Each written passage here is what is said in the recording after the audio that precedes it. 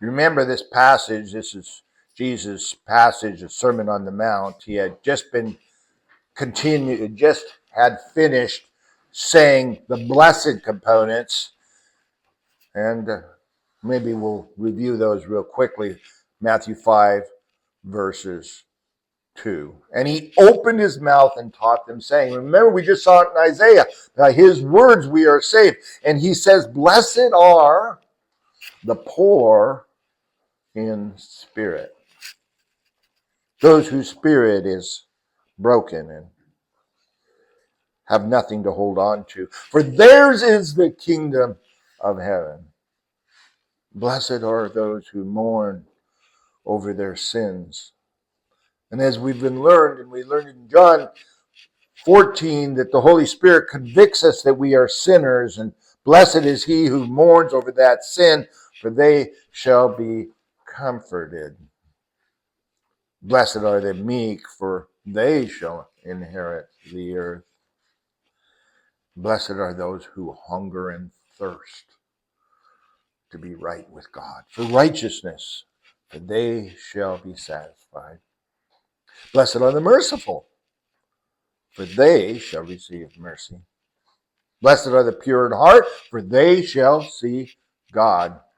Blessed are the peacemakers, for they shall be called the sons of God.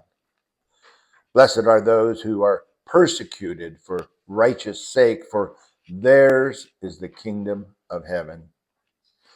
Blessed are you when others revile you and persecute you and utter all kinds of evil against you falsely on my account.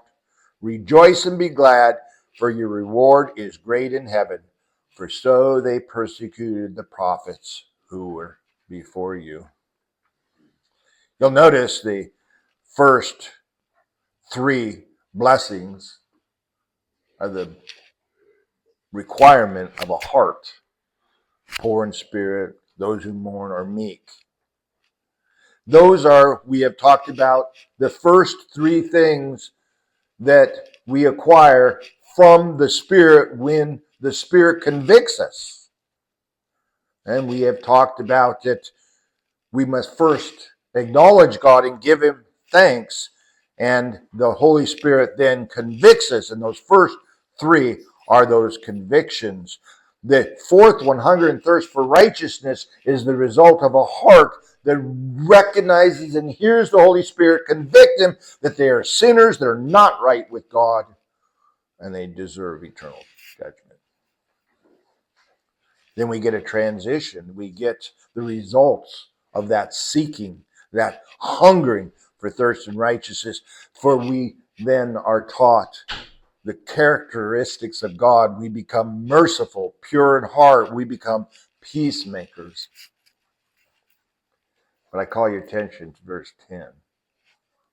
For this is the final transition of God's people, and it is what the scriptures tell us is coming in these days.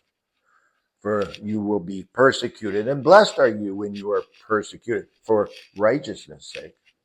Because your true kingdom is not here. It's in heaven.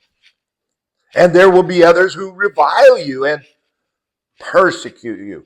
Men and women will revile you and persecute you and utter all kinds of evil against you falsely because you belong to me.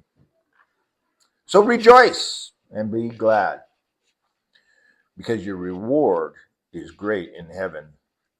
For so as they persecuted the prophets who were before you, and they persecuted me. He doesn't say that here, but that's what we know happened. For so they persecuted the prophets, for so they persecuted me, for so you will be persecuted. But rejoice and be glad.